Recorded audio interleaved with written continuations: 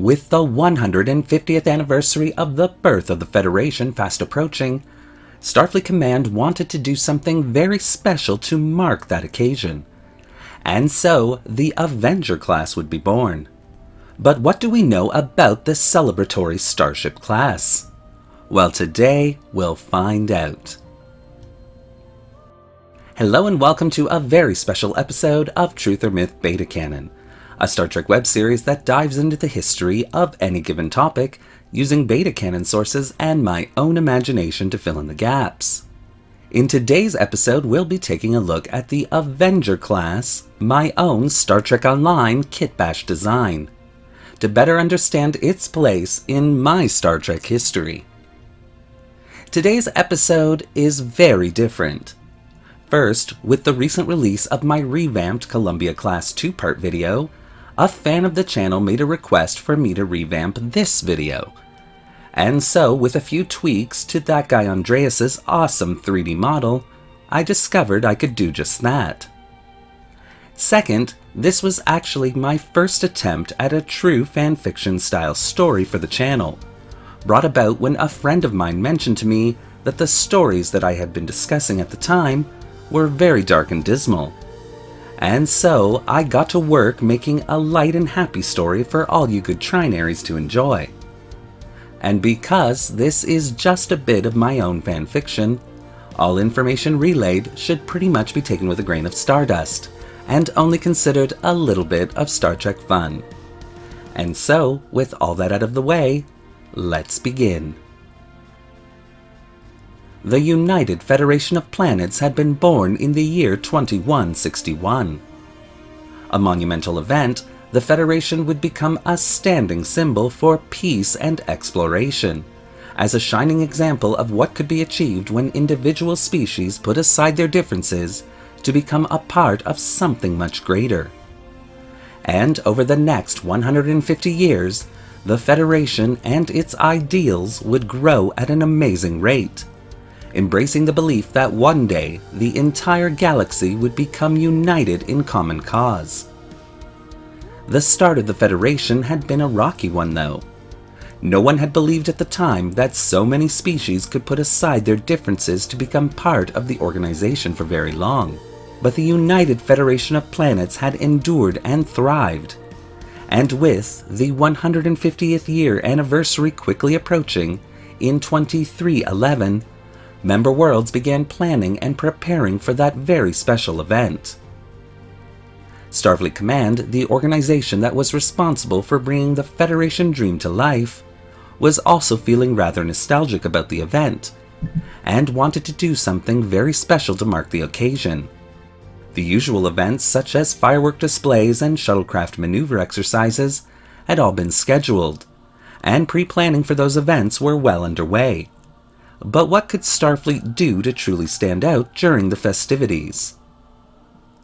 In 2303, after his successful 13-year stint as captain of the USS Excelsior, Hikaru Sulu had been promoted to the rank of admiral, and eventually became chief of Starfleet operations.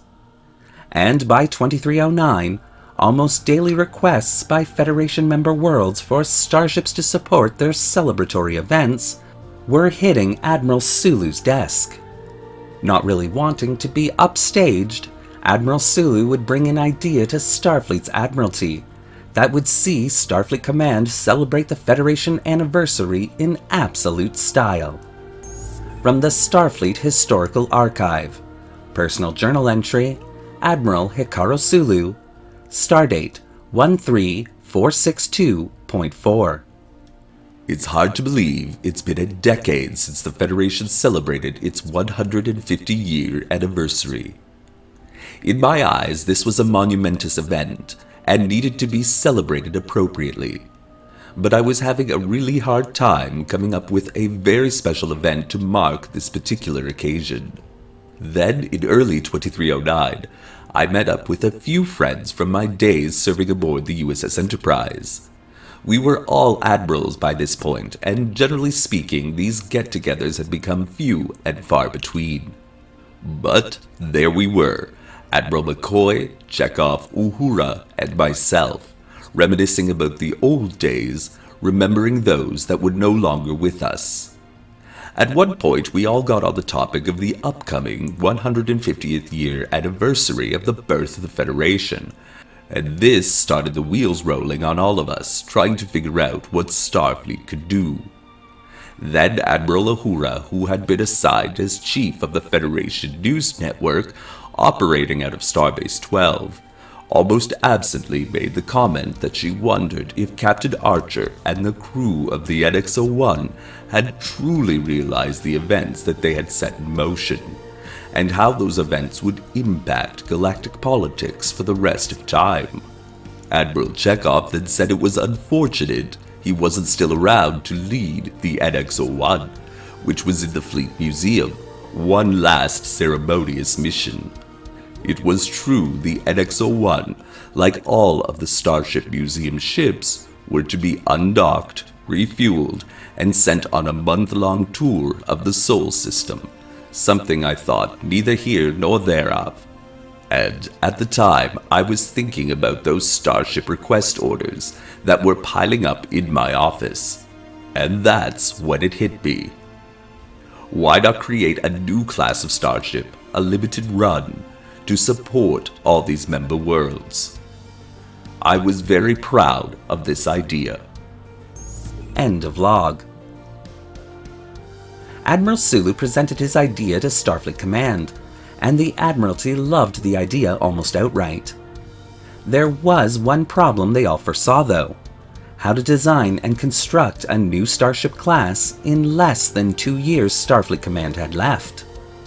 Undaunted, Sulu would assure the Admiralty that he could get it done, and off he went to put his plan into action. You see, Admiral Sulu hadn't only come up with the idea of creating a new Starship design, but he had come up with the basic idea for that design: creating a 24th century updated version of the NX Class. By utilizing the basic shape and construction of the original Warp 5 Starship class, updating it with a look and feel of current Starfleet technologies, Sulu felt that the hard part of the design had already been completed.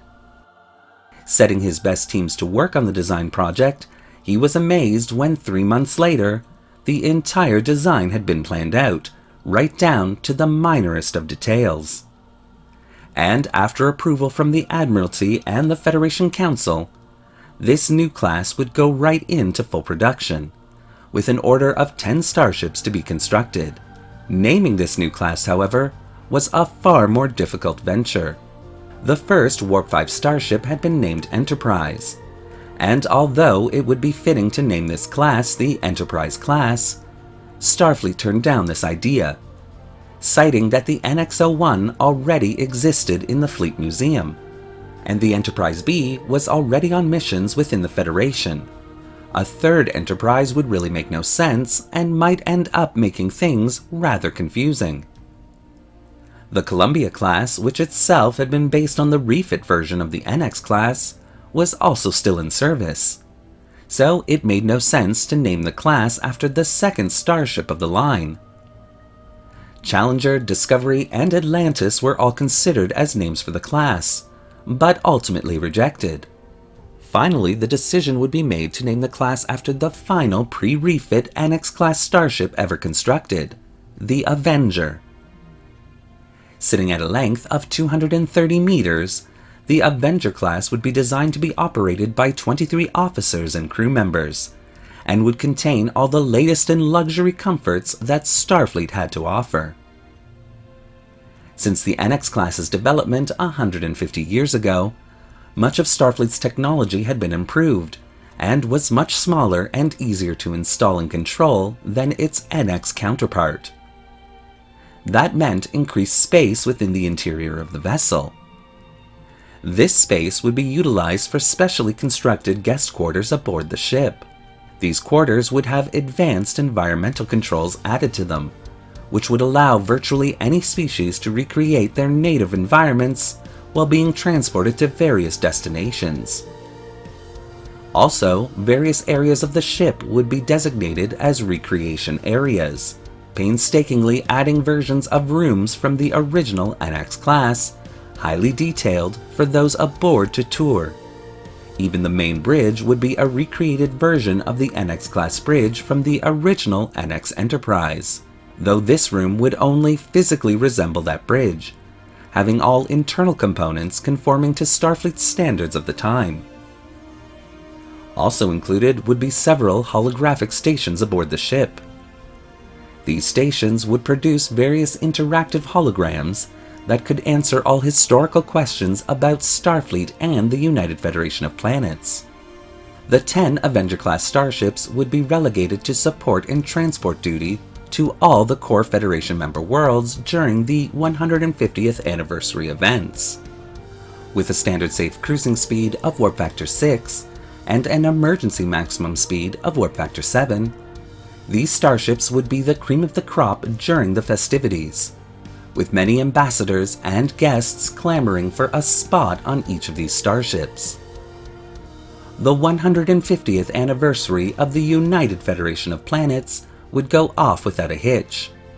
Chancellor Azatbor of the Klingon Empire would even journey aboard the USS Avenger for some of the events, making speeches about how the Federation and Starfleet must continue their efforts for a long-lasting peace between the two old galactic enemies. After the year-long events, Starfleet would assign the 10 Avenger-class starships to transport duties within the core of the Federation. Never intended to be a starship of the line, these starships had only been lightly armed, and given their internal design, it was felt that that particular mission profile would suit them best. But by 2331, the Avenger class would begin to show its age, and with Starfleet developing whole new starship classes, the likes of which no one had ever seen before, the decision was made to retire this class from active service. And the USS Avenger itself, the last of the class to be retired, would be polished up and fully restored to its original glory for its own inclusion within the Fleet Museum, where it still inspires Federation member worlds and Starfleet cadets alike. The Avenger class paid homage to one of the most important eras in Starfleet and Federation history, earning this class its well-deserved place in Starfleet history. Thank you for watching today's episode of Truth or Myth Beta Canon. What do you think of the events surrounding the Avenger class and the narrative that I've created here? Do you want to see more videos like this one? Well, leave your comments in the section below.